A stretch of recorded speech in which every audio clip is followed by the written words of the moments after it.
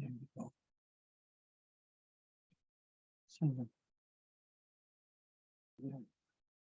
Ay, there.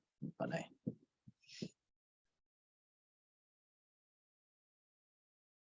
Just tell me lang pag magsisimula na.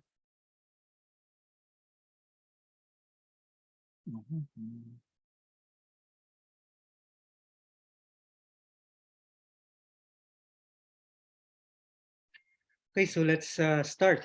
So it's exactly 3 p.m. here in Manila. So greetings everyone. So welcome to the 86th episode of the Intramuros Learning Session. The Intramuros Learning Sessions is the educational webinar series of the Intramuros Administration. IA is an attached agency of the Department of Tourism. The topics for ILS are many and are interdisciplinary and covers themes relevant to Intramuros studies, Manila studies, Philippine studies, as well as cultural studies. Pursuant to the charter of the Intramuros administration, the ILS aims to contribute to the strengthening of Filipinos' national identity and sense of belongingness and pride. This is your host, Rancho Arcilia, and this episode is brought to you by us, by the Intramuros administration. So this is a special episode because this month we are also celebrating the heritage of women. As our National Women's Month special, this segment of the Intramuros Learning Sessions will be about women, Filipino women in times of conflict. The Intramuros administration is one with the Philippine Commission on Women in the celebration of this special month, the National Women's Month. So for this episode, we have invited a very special guest speaker who will talk us through this topic. But before we start, let us first discuss some basic house rules here at the Intramuros Learning Sessions. So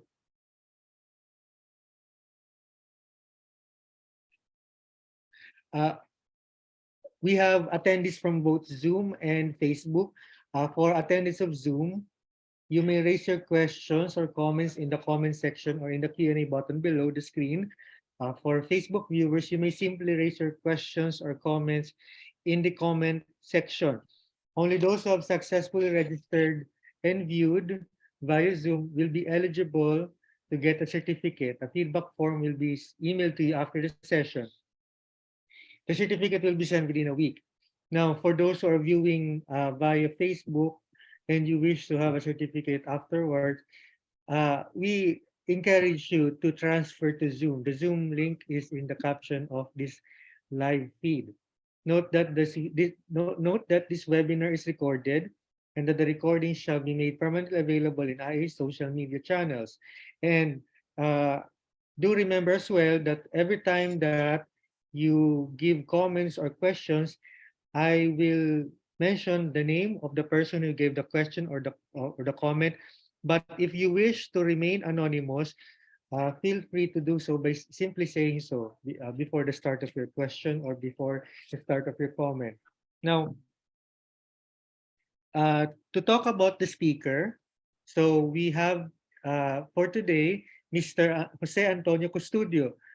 Jose Antonio Custodio is a military historian and defense analyst. He served as a consultant for the Office of the National Security Advisor, the Office of the President, and the AFP Museum. He has also taught courses in history and political science in different universities in Metro Manila. He has an MA and a BA in history from the University of the Philippines, Diliman. Now, without further ado, let me call on our speaker to discuss our National Women's Month special. So, sir? Okay. Thank you very much, Rancho, for that introduction. Good. It's very brief because we don't want long introductions. And sorry also, I was supposed pala to give you introduction pala. No? Anyway, so thank you again for the invite, and I'm very honored to be here in this worthy endeavor of the Intramuros administration. If am I coming in clear? Of course, the standard Zoom question is that am I coming in clear? Okay, very good.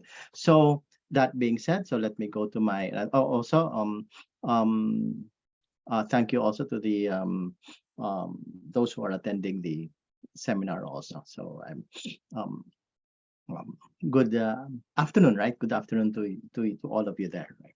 So okay, so introduction first. Okay, we're going to talk about women in conflict, okay, in the Philippines. So that's why I will start my presentation in this manner. Okay, the Philippines is a country that is not a stranger to conflict. It is stranger to conflict. From pre-colonial times up to the present, the Philippines experienced and is still experiencing sudden uprisings, protracted rebellions, and war. Its society is as unstable as a seismic and volcanic location it is situated in. Talagang damang-dama natin talaga yung pagiging Pacific Ring of Fire natin, no?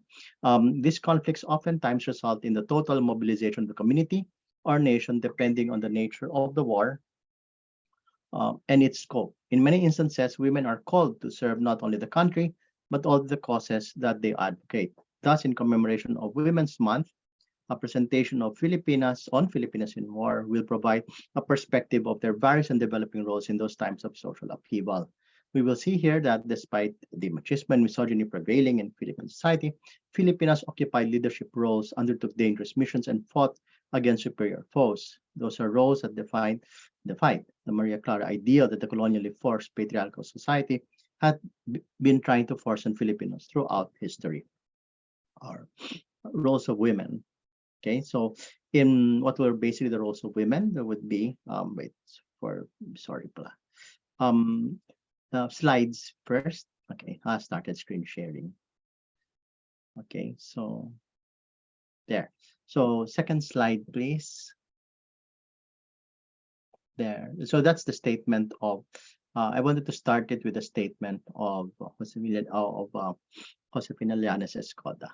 Okay, so and it shows to her it's a very good example of the courage of Filipinas during times of conflict. So I wanted to start it that way. Then next slide, please.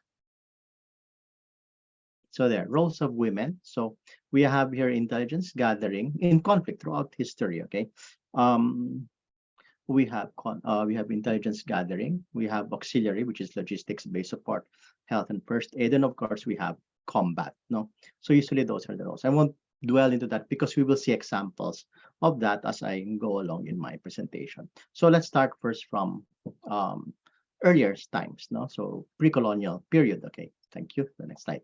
Now, the reason why I say colonially forced patriarchal society is because pre-colonial Philippines saw women enjoying more rights, privileges, and prestige within communities occupying positions of power from rulers to healers. The only problem is that information is sparse and it is difficult to reconstruct pre-colonial history even from a general perspective. There are references to legendary figures like Princess Ordua. Like I said, emphasize legendary. Huh? Although that she existed or was even pre-colonial Philippines, are issues raised against her. There are also other women figures such as Dayan Kalangitan, but they too are within the realm of legend. No? So it's very sparse, you know. But that I would leave that to other specialists to undertake more in-depth research on those pre-colonial women. Now, colonial. So right now I'm going to the next portion, which is colonial. Next, yeah, that slide there. By the Spanish colonial period, a number of women leaders resisted Spain's rule. One of the earliest was Tuambaloca, identified in some sources as the Queen of Jolo, a powerful woman who played an important role in pushing back against the Spaniards and eventually in the diplomatic work in maintaining the uneasy peace between Sulu and Spain. However, despite the colonial and church-imposed bravery, women still refused to speak out. One of the most popular symbols of a Filipino warrior prior to the Philippine Revolution is none other than Gabriela Silang. So we have here a picture of Gabriela Silang, who eventually succeeded her husband in a rebellion that had been triggered by the British defeat of the Spaniards in Manila in the 1760s. Since Diego, her husband, was assassinated by the Spaniards, Gabriela assumed command of the remaining rebel forces and fought valiantly until overwhelmed by the Spaniards. Okay. She was executed by the Spaniards on September of 1763. Then a century later, next slide, please. A century later, on October 13, 1868, Teresa Magbanua was born. So a century after, but I'm not saying that these are the only two women. Okay, bear in mind these are just examples. There are we can spend an entire day talking about how many all of the entire.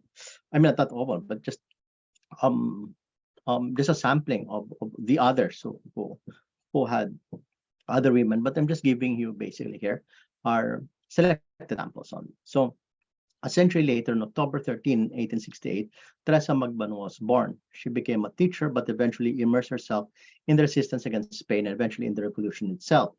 She was typical of Filipino revolutionaries during that time. They were young and fearless. So if you look at Filipino revolutionaries, kay babae, either they were men or women, they were usually young. They were usually young people. Even the men, they were quite young, so in their 20s, some were in their 30s only. And they picked a fight against Spain. They chose to fight against Spain. Um, Her siblings were also involved in the revolution. She fought in Iloilo and participated in several victories against Spanish forces in 1898. She continued fighting in the war against the Americans and during the Japanese occupation. She continued fighting in the war against the Americans. And even in the Japanese occupation, she was already old by the time. She supported the guerrillas. She's popularly called the Joan of Arc of the Visayas. Popular historians had that thing of penchant of naming, trying to ascribe foreign names to our heroes. Now, after her, we have Trinidad Texon, born in 1848, was another woman who fought in the revolution. A Buluqueño who knew how to fence, she joined the Katipunan and participated in battles against the Spanish army under other revolutionary generals. And was wounded several times. She also was present at Biak na Bato. Next slide, please. Yeah, there. Okay. And she also did aside from combat. She also assisted in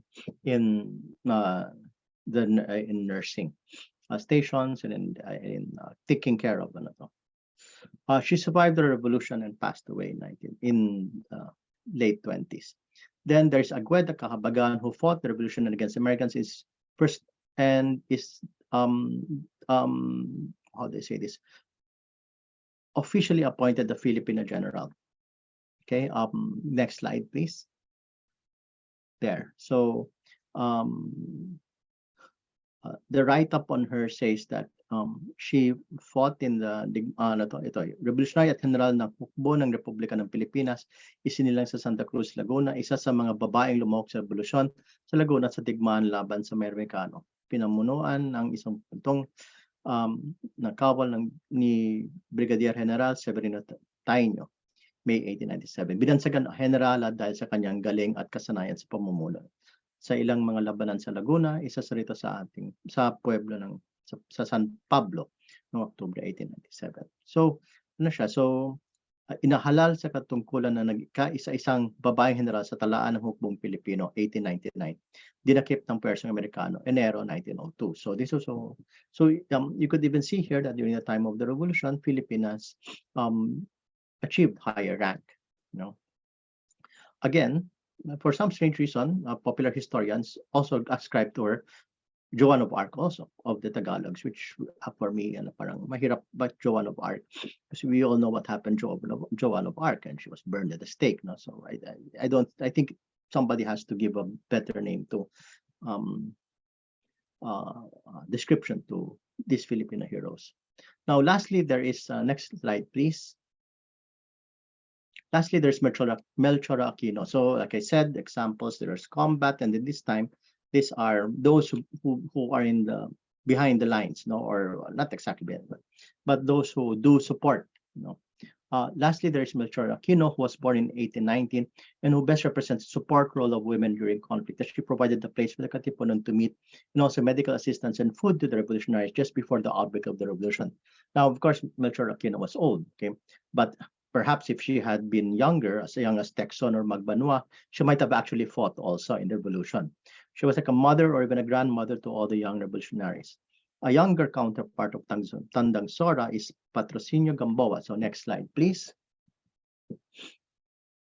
who, just like Magbanua, was also from Iloilo. Patrocino was born in 1865 and was barely in her 30s when the revolution broke out. She also aided in the revolution in organization of revolutionary councils and in support and in open infiltration of enemy lines, which is an operation many women excelled at. So usually women would be used to infiltrate, to go through enemy lines.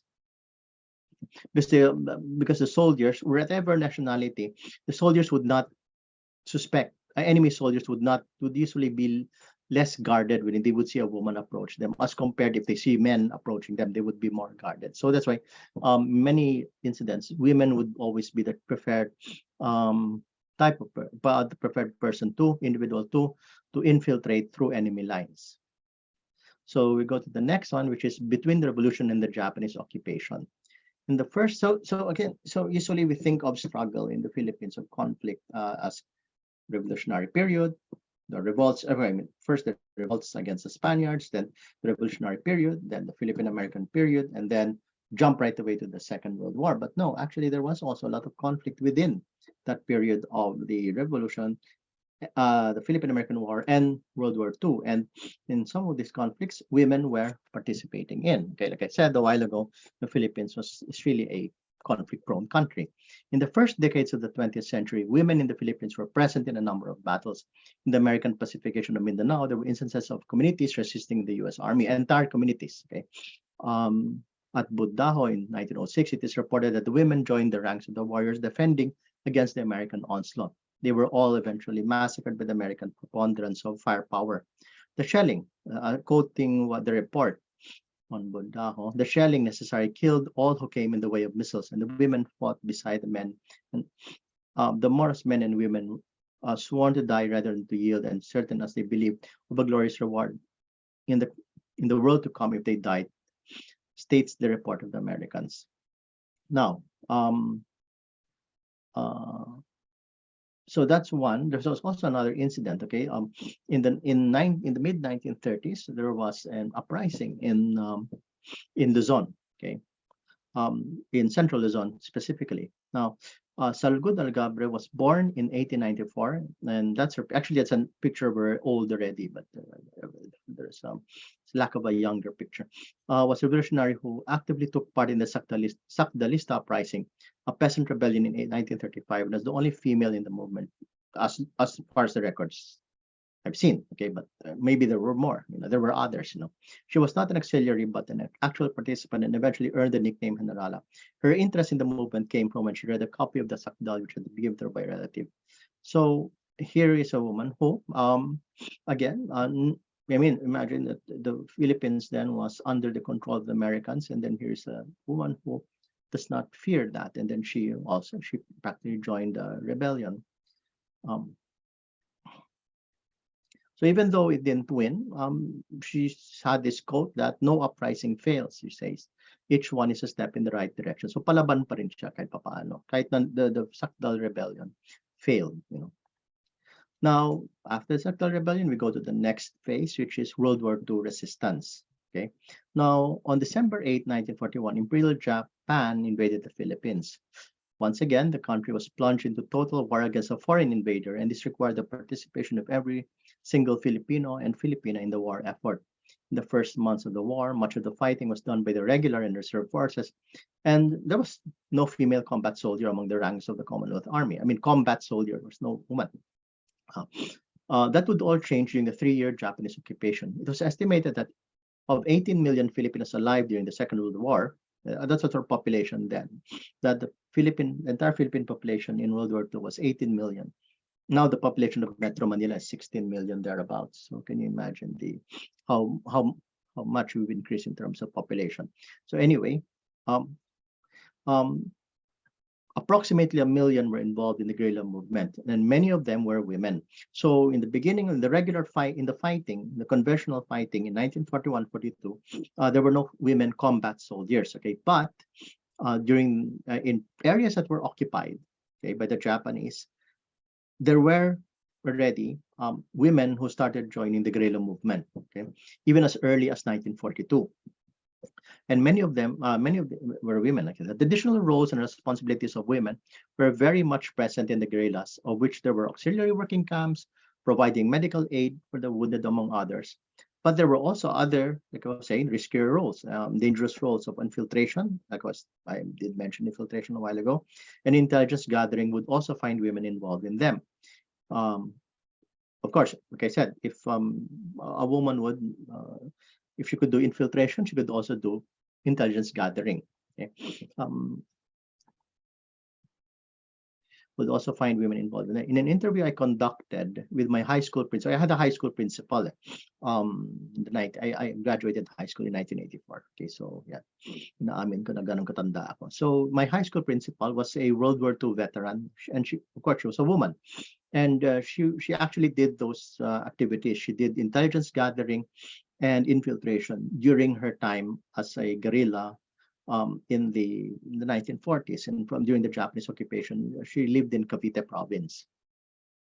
And she related how she would gather intelligence against the Japanese in Cavite, and sometimes she was also courier for messages. Um, and some of these messages would eventually find their way into American hands, especially if it was about Japanese deployments. Um, so women also carried a lot of load when it came to providing information that would be of importance to the war effort. Um, so because again, intelligence gathering is a very dangerous thing to do, especially during the Japanese occupation, because you could just be shot on sight if the Japanese suspected you. Now, the total war response of the Filipino people against the Japanese invasion did not even waver, even in the midst of Japanese brutality. In fact, it was this very brutality that fueled it further.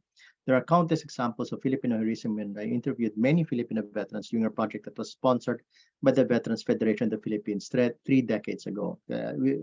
So we were able to interview. Now, I think the records are still with the Veterans Federation of the Philippines. The following are represented, and like I said, the following are a representation of few of some of these. Many women who but I didn't interview some of these. It was other. Now, Felipe Culala also was a peasant activist who mobilized a small platoon of men to fight and carry out raids against the Japanese while Bataan was still holding out. So imagine as early as the first half of 1942. No, there were already women who were, like I said, joining the guerrilla movement. And the Japanese sent a large reprisal force of soldiers and Filipino policemen following her raid to free some of her men arrested by the Japanese. She managed to repulse them with heavy losses on the enemy. She became a founding member of the Hukbo ng Bayan Laban sa Hapon, or Hukbalahap guerrillas. Unfortunately for her, they said that she was executed because of allegations of excesses, and she did not survive the war. Now, there was also another woman, Carmen Fernandez, a popular pre-war actress who fought as a guerrilla and was a sharpshooter, while there was Niever Fernandez, a former teacher turned guerrilla, who was skilled with bladed weapons. Next slide, please. Yeah, okay, there. Now, wait, sorry, slide previous to that pala. There, so again, back to that slide. So that's now there's another woman, Valeria Yay Panlilio, was a PhilAm who was born in the US, then moved to the Philippines and was caught up in the war here. She was an adventurous and defiant woman who was involved in radio broadcasting. That's a picture of Panlilio. She went underground a month before Bataan fell and eventually met Marcos Villa Agustin, or Marking, who led the famed Markings guerrillas. The Markings guerrillas were conservatively numbered at 12,000 men and women. Okay, so again, during the guerrilla movement, so the Second World War, it sort of equalized men and women in terms of roles, whereas during the pre-war period up to the Second World War, in came to regular formations, you'd only have the women in auxiliary roles, while the men would be doing the fighting. But in the Second World War, the occupation, there were a lot of women combatants also. It could be higher, but there are no exact numbers available. With the guerrillas, Yai's responsibilities were accounting and other administrative work. Unfortunately for her, she managed to elude the Japanese and survive the war. Now, next slide, please. Josefa Llanes Escoda, that's her picture. I guess you're familiar with the ill-fated 1,000 peso coin bill. I assume it's still in circulation. I'm not here kasi I'm not in the Philippines kasi right now. I'm in another country. Kaya I'm not so sure if it's what's the status of its circulation. But of course, there's a new bill now, which is the monkey eating eagle. But she was in the original bill together with Vicente Lim and Jose Abad Santos. Okay? Now, Jose Fallanes Escoda was a U.S. educated pre-war social worker, a teacher, and who fought for women's suffrage before the war. She also founded the GSP, the Girl Scouts of the Philippines, and devoted her efforts to many social issues. It was but natural when the war broke out and occupation occurred, she would be in the thick of supporting the soldiers, and then, naturally, it drifted to supporting the guerrillas now. She and her husband also participated in gathering intelligence on the Japanese and on anything of value to the war effort. Fortunately, by the 1944, the Japanese were coming, were sure that the Philippines would be the next in the targets of the liberation forces. So they started cracking down on any spying, on the guerrillas, on suspected people, and unfortunately for Escoda, she was targeted by the guerrilla, by the Japanese counterintelligence, and then she was discovered, um, and they arrested her.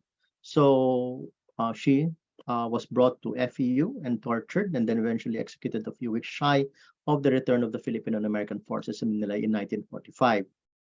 Now there was also another woman. There was next slide, please.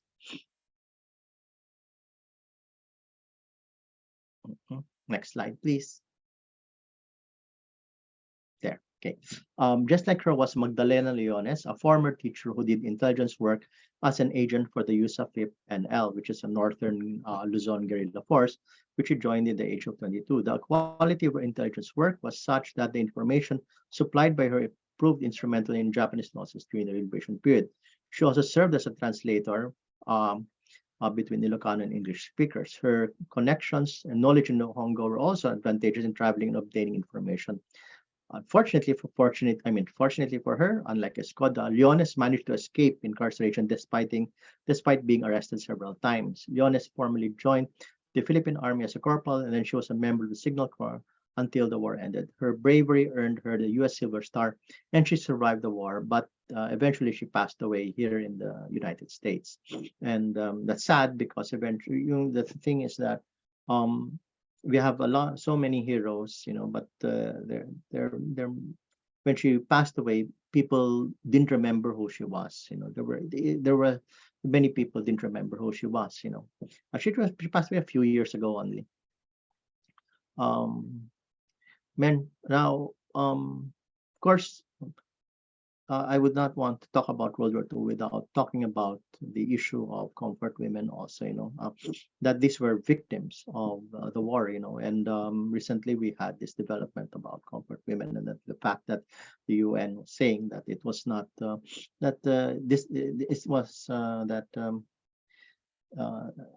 there should be more done for them, but again, like I said, this happened 80 years ago, and right now, I don't think that many have passed away already. But again, that's the tragic part of women in conflict, is that many become victimized by not sometimes even within their ranks, but more often than not, they get victimized by those by the enemy. Now we go to the post-war period. The end of the war saw the role of women in the armed forces relegated to support and auxiliaries. So balik ulit na naman. It went back again to support and auxiliaries. The guerrillas demobilized. Those who were able to get recognition got from the United States, got some sort of packages for that. But there were also many who just decided, once they demobilized, they just went home and decided to live normal lives during peacetime. Okay, so the end of the war saw the role of women supported relegated to that, you know. So in the armed forces, they were again relegated to support and auxiliaries. In fact, the armed forces of the Philippines had a women's auxiliary corps and the technical services. So that's where you would find women either as healthcare or in, clerical work. Um, so wherein the members were to do everything but fight or be part of regular line units. So they were not even considered part of the regular line units.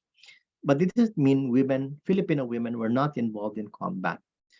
They were, you know, they were just on the other side, since the Philippines, true to its nature, continued to be a source of conflict born out of social injustice in a country that was at war with itself. So there were still women fighting, but where were they? They were not fighting as part of the armed forces of the Philippines. They were fighting in, again, the many of the rebellions that were still happening in the Philippines. So women in the underground. Next slide, please. There. The Hook Rebellion uh, was a peasant-based conflict that raged on from the late 1940s to the early 1950s.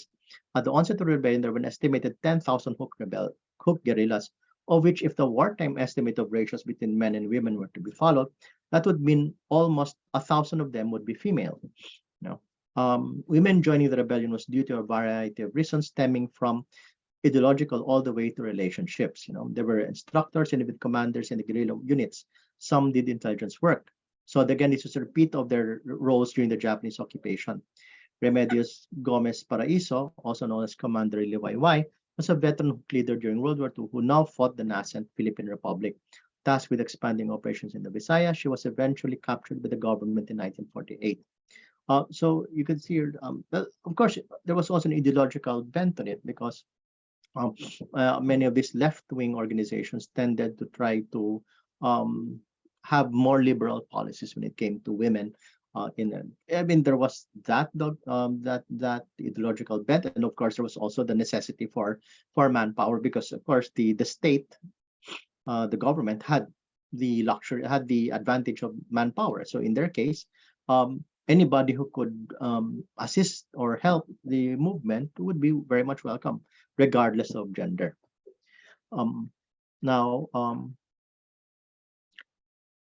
the press at the time would report sensationally on Hook women rebels, and given those times, it would be done in a bizarre way, which would mix femininity with masculinity. Remember, the way it was reported then was that they would try to sexualize they would call them Amazons, and they would try to sexualize everything, and present it to the public, now Celia Maria, but it did not. But the way they presented it was in such a way that it did not still really reflect. The press did not reflect what was the real struggles that were going on with these women.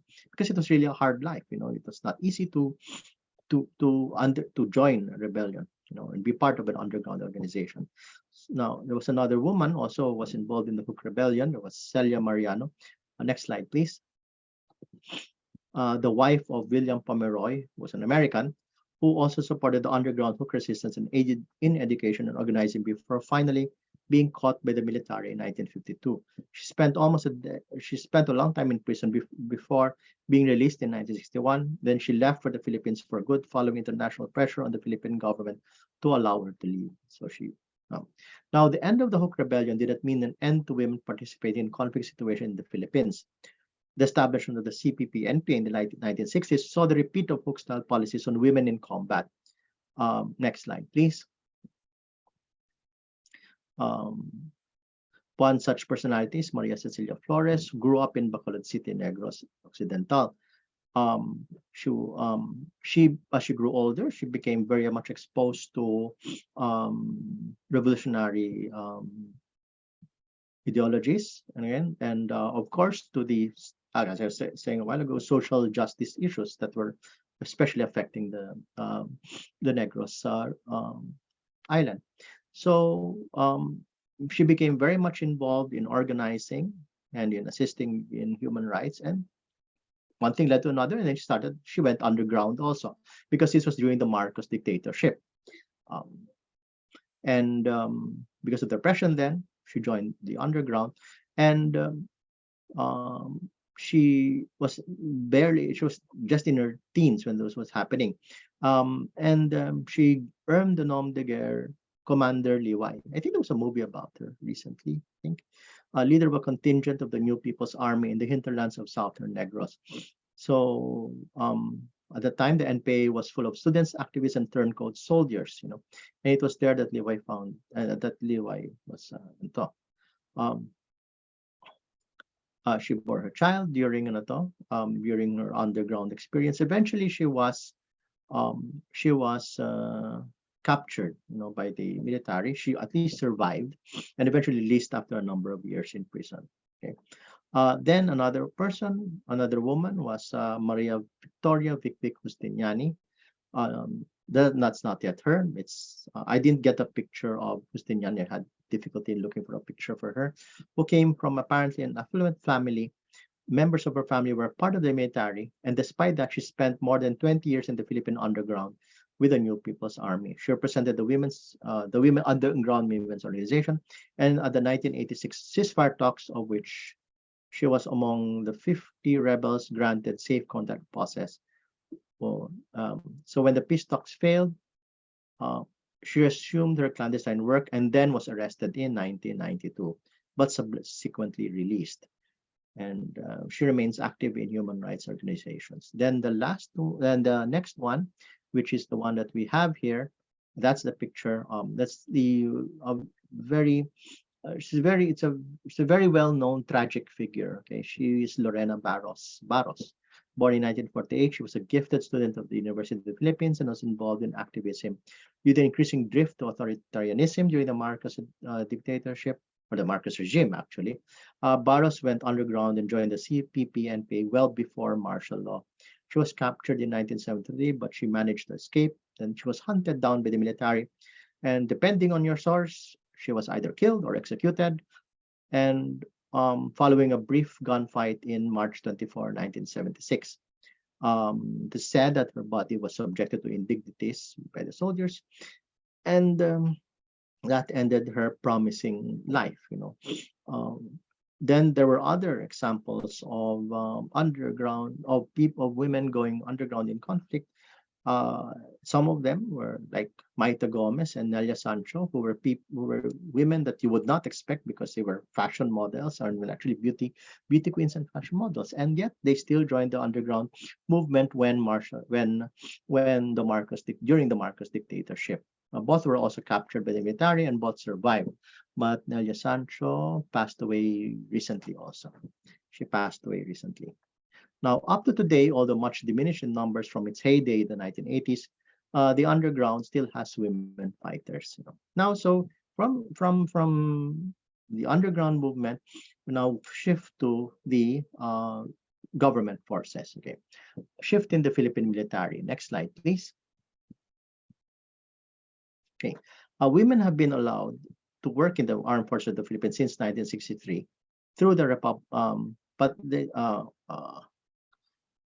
but they were in non-combatant administrative duties. Women, but so usually that was what their roles were in the government side. It was always men who were members of the line units or the regular units.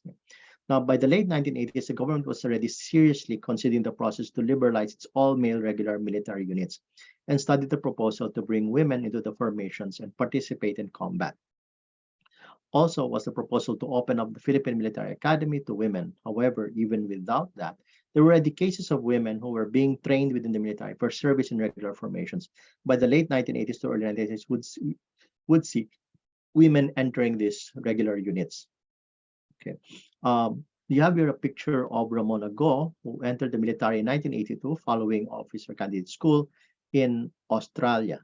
And she became the first female military pilot in the AFP, although she was Army, finishing her flying course in 1986, although she was with the Philippine Army. She was also the first female line officer and also first female adjutant general. The AFP the Philippines had generals before, but this one was of a regular line unit. Okay. She also holds the distinction of being the AFP's first woman battalion commander. Next slide, please. Now, there was also Maxima Ignacio, who was a member of the Officer Candidate School in class 1990 and joined the Philippine Air Force Flying School as one of its first female aviation students. She first she earned her wings in 1993, being the first woman from the PAFP, Philippine Air Force to do so, and later became the first female pilot of the 220th Flight Airlift Wing. She too became a general. That's her picture there. She was a friend of mine. She's a very good friend of mine, but she has passed away already. She passed away like last year, I think, if I remember correctly. Then next slide, please. That's with the Air Force. So then this one is Luz Viminda Camacho, who entered the military also through the Officer Candidate School in the late 1980s and became the first woman in the Philippine Navy to command a ship and eventually reached the rank of Commodore, the first woman to do so in a regular unit in the Philippine military. She was also the first woman commander of a Philippine UN peacekeeping mission to Haiti. So you have here already movement towards that. The trend was becoming stronger and stronger to allow women to enter into regular units, of which would make them come in or become participants in combat. Now, another pre-Philippine Military Academy woman officer of distinction in the military was Mary Grace Baloyo. Next slide, please. Next slide, please. There. Who was a pilot in the Philippine Air Force, a graduate of the Philippine Air Force Flying School in 1997.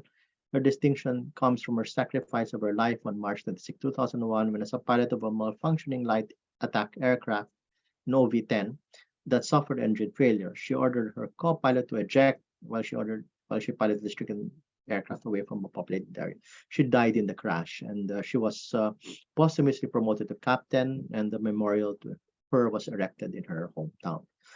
Now, in 1992, the Republic Act 7192 allowed women to be assigned to combat or frontline. So this one was a formal law that came about. Previously, these were like very rare cases of women. The first examples that they showed here were very few cases of women, but now with the Republic Act 7192, which was known as the act promoting the integration of women as full and equal partners of men in development and nation building and for other purposes, women now were allowed to enter the Philippine Military Academy as officers. Okay, so admission to military school, section 7 of it said that any provision of the law of the contrary, notwithstanding, consistent with the needs of the services, women shall be accorded equal opportunities for appointment, admission, training, and graduation, and commissioning in all military or similar schools of the AFP and PNP, not later than the men. So they were now allowed. Okay, and the first female graduated from the academy in 1997, which was the year that Baloyo herself graduated from the Philippine Air Force Flying School. Okay, and then they were assigned to various positions in the military. By the late 1990s, they were allowed combat duty, and eventually women soldiers participated in the 2000 Abubakar campaign. Since then, women soldiers have served on land, sea, and air in the many fronts of conflict and confrontation in the Philippines and its territories, sometimes, given the nature of our country, even in opposing sides. So that ends my presentation. Thank you very much.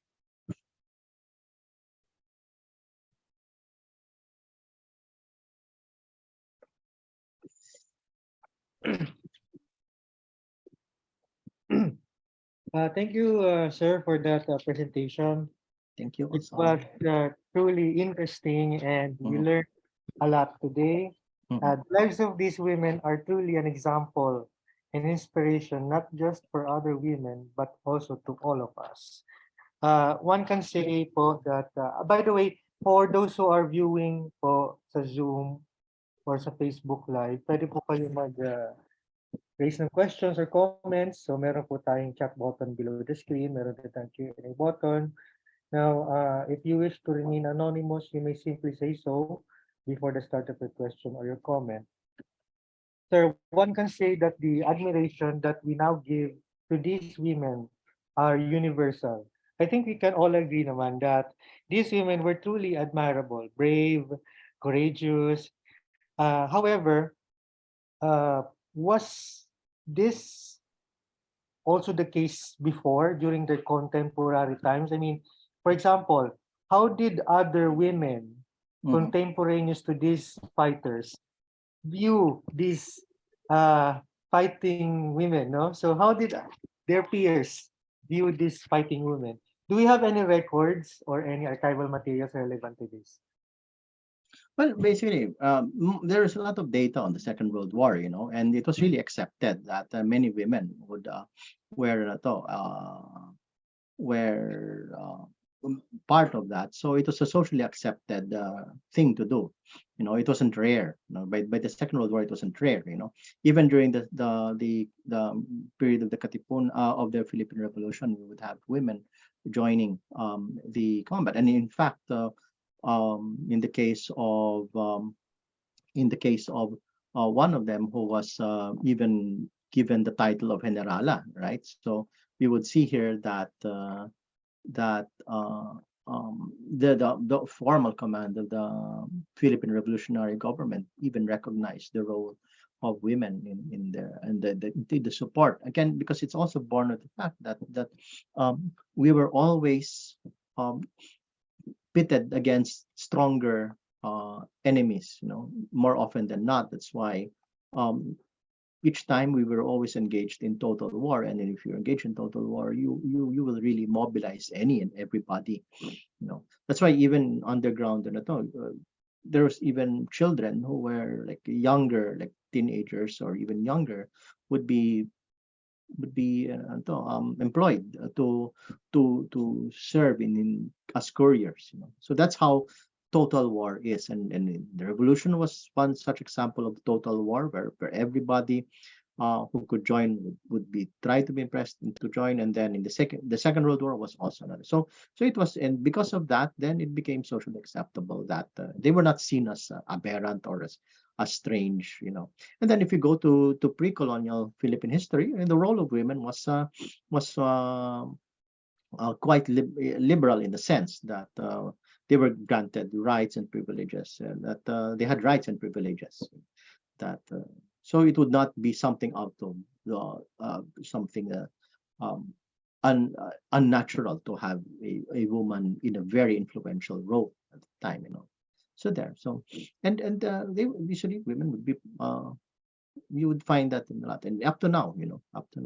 But like I said, there was this period. There's this point I was talking about the hooks and the way the media was portraying them. It was like in a cheesy way. They were cheesy, corny way. That's the way media was represented. Like they were like Amazons or whatever. Thank you for that, sir.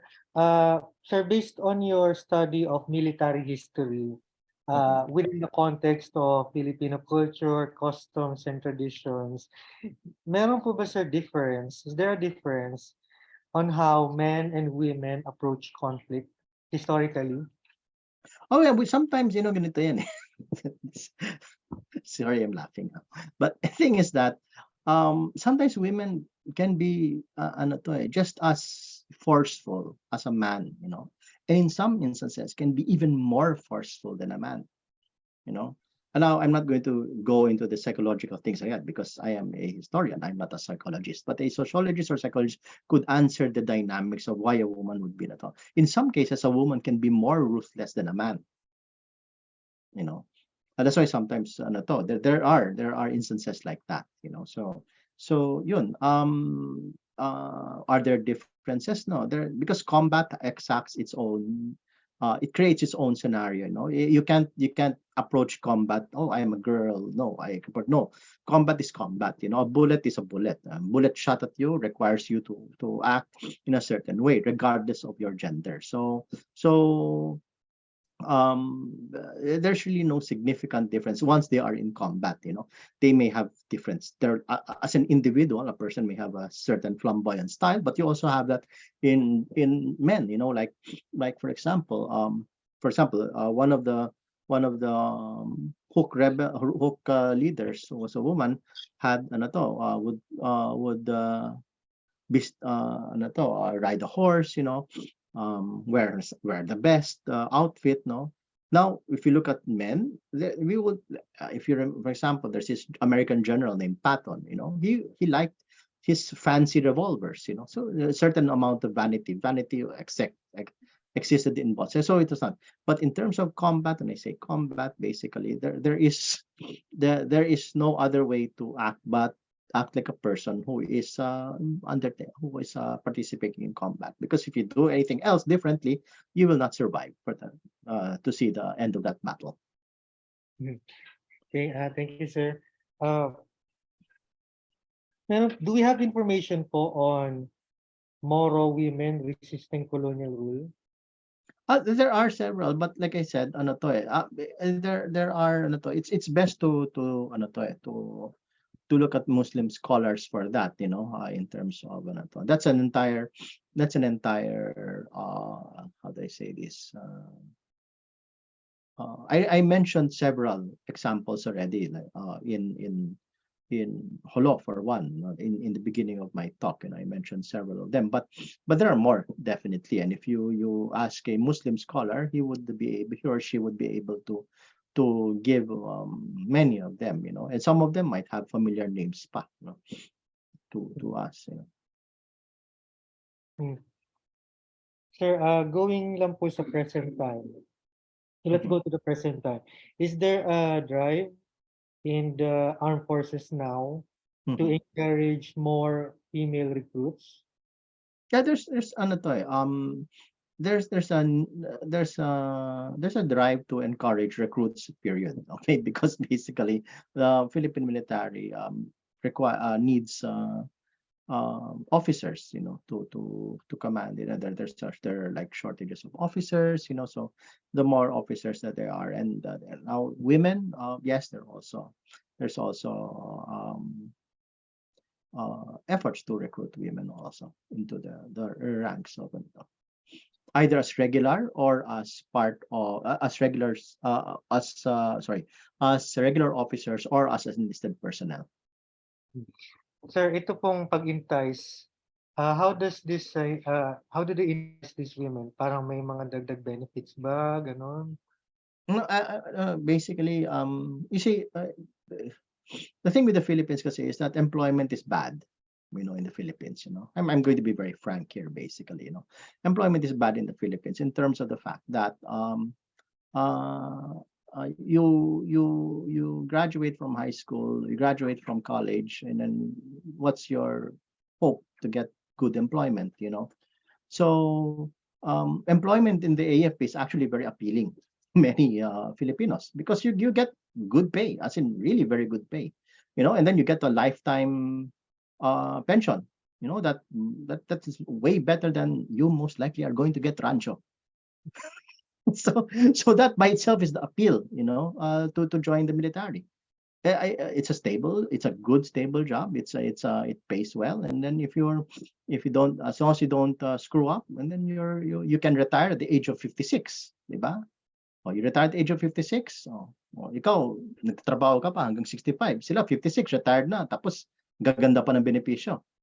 Di ba? Ikaw kailangan mo pa magtrabaho pa, di ba? Titiis ka kung sinong director mo, di ba? Di ba? Thank you, sir. So, sir, Diba? ano lang, Isn't that a frank answer, di ba? opo. Ganun yun. It's really ano to. Many people join the military because of the economic reasons. Yes, sir. Thank you, sir. So let's wrap up this open Mhm. forum. Last question na lang siguro. I have here a question na magandang pang closing. Mhm. Uh, Mhm. what lessons po should we keep in mind in this meeting? And gusto ko rin po magdagdag. Mhm. Uh, what is the defining feature of the fighting Filipino woman that sets it apart from other brave and admirable woman fighters of the world? No, I would not say it sets us apart. There are so many brave women, okay, around the world. Filipino women are just as brave as any other woman, from Americans to Russians to Ukrainians, to Japanese. They're very Filipinos are so fond of world class, but when it comes to soldiery, Filipino women can be world-class fighters. When I say fighters, why? Because I don't look at it from the perspective only of the government of Filipino women fighting in the formal armed services. I'm looking at the Filipino woman who has been a combatant in many of the conflicts that have arose in the Philippines, regardless of, like I said, advocacy. So kahit na nasa rebelde siya, but very, you can see, it's even, you can see that that those who join the rebels, that's a special type of courage that has with you. You're going to fight against an opponent who has all the implements of modern war. Samantalang ikaw, what do you have? You just have your trusty rifle, and you just hope that there's no drone flying over that can pick you out. So there, it's as I said, like I was saying, that um, uh, it's uh, it's just like any other fighting woman who has love for her cause and love for her fellow men and love women and love for country. Thank you so much po, and that ends our webinar for this today. But before I end, meron lang po mga announcements na may ikli. Wait lang po.